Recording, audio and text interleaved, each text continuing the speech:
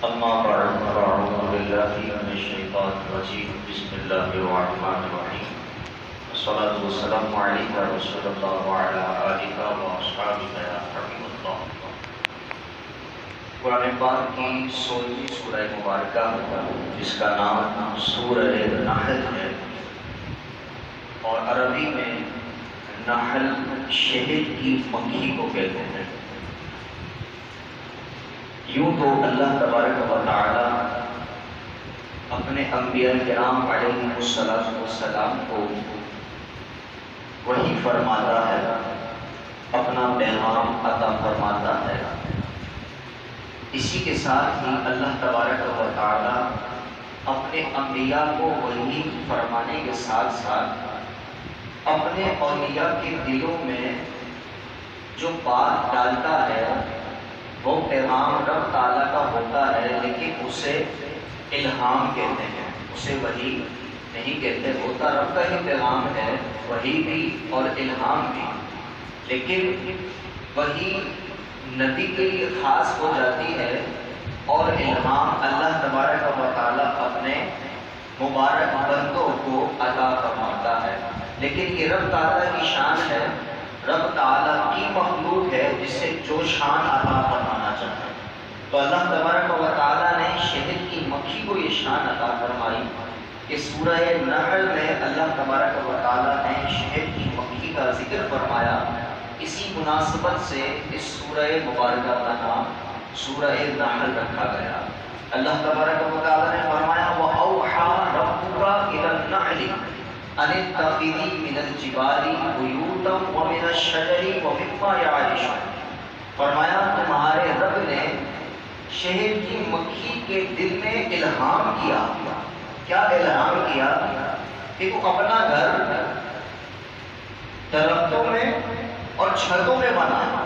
یہ رب تبارک و تعالیٰ نے شہد کی مکھی کو الہام فرمایا. اسی کے ساتھ ہی رب تبارک و تعالیٰ نے شہد کی مکھی کو جو الہام فرمایا کہ پھلوں کے رسوں کو چوسے اور اس سے جو رس پیدا ہوگا، اس سے جو چیز پیدا ہوگی، اللہ تبارک و تعالیٰ نے اس کی شان بیان کرتے ہوئے فرمایا فیہ شفاء للناس، کہ جو تو چیز پیدا کرے گی جس کا نام شہد ہوگا وہ میرے بندوں کے لیے باعث شفا ہوگی. تو اللہ تبارک و تعالیٰ نے شہد کی مکھی کو یہ شان عطا فرمائی کہ اس کے دل میں الہام فرمایا کہ وہ اپنے گھرگاہ بنائے گی، پہاڑوں میں درختوں میں اپنے گھروں کو بنائے گی اور جن پھلوں کا رس چوسے گی وہ رس شہد کی صورت میں ہم مسلمانوں کے لیے، بندوں کے لیے وہ باعث شفا بن جائیں گے. اور پیارے محبوب علیہ السلام نے حدیث پاک میں فرمایا کہ دو شفائیں اختیار کرو، ایک شہد اور دوسرا قرآن. کہ شہد اور قرآن یہ ایک ایسی عظمت والی چیز ہے، ایک ایسی شفا والی چیز ہے کہ ان دونوں کی شفا ہونے کے بارے میں اللہ تبارک و تعالیٰ نے قرآن پاک میں بیان فرمایا. قرآن کی شفا ہے اور شہد کی شفا ہے.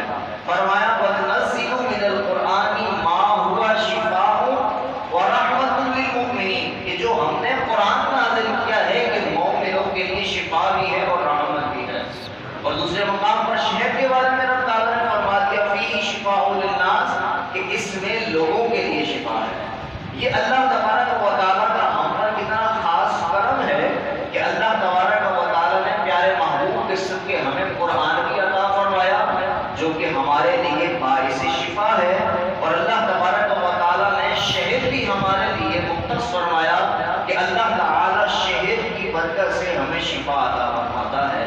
اور انسان کتنا بے عقل ہے کہ اس کا قرآن اور حدیث پر ایمان نہ رہا بلکہ دوسری حرام کردہ چیزوں میں شفا ڈھونڈ رہا ہے.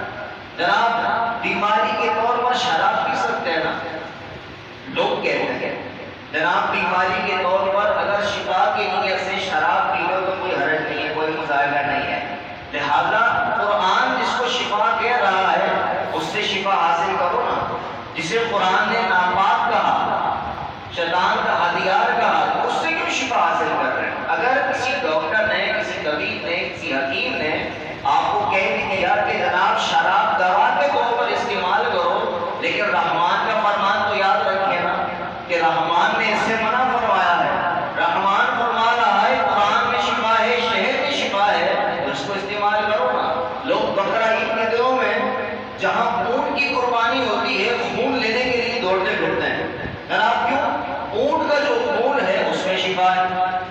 یہ لوگوں کے تصورات ہیں. اللہ تعالیٰ نے قرآن اور شہد کو شفا فرما دیا تو ہم اس سے شفا حاصل کریں نا. لوگ خون پی رہے ہوتے ہیں اپنے ہاتھوں پہ پاؤں پہ جسموں پہ لگا رہے ہوتے ہیں جناب. خون کے خون کی شفا ملتی ہے, الرجی دور ہوتی ہے, خارش دور ہوتی ہے, اندر کے امراض دور ہوتے ہیں جناب. ایسے بے وقوفوں کی باتوں میں مت آئیں, بلکہ قرآن و حدیث ہماری رہنمائی کر رہا ہے اور اسی کے مطابق ہم اپنا عمل کریں. اور شہد کی مکھی سے ایک رب تبارک و تعالیٰ کی حکمت یہ بھی واضح ہوتی ہے کہ رب تبارک و تعالیٰ نے دیکھیے دو قسم کی مکھیوں کو پیدا فرمایا. ایک کالی مکھی ہے جو زخم بھی بیٹھتی ہے, جو پیتی چوستی ہے, جو خون چوستی ہے, جو گندگی پر بیٹھتی ہے. لیکن جو شہد کی مکھی ہے وہ پھول پر ہی بیٹھے گی, وہ پھل پر ہی بیٹھے گی, اس کے رسوں کو چوسے گی. تو انسان دنیا میں بہت ساری چیزیں دیکھتا ہے, انسان پورے جسم میں انسان کسی کی بھلائی کو نہیں دیکھتا, اگر دیکھتا ہے تو برائی کو دیکھتا ہے. تو ہم کالی مکھی کا کام نہ کریں, ہم کسی کی ذات میں برائی کو ہی نہ دیکھیں بلکہ پھول کو بھی دیکھیں. اگر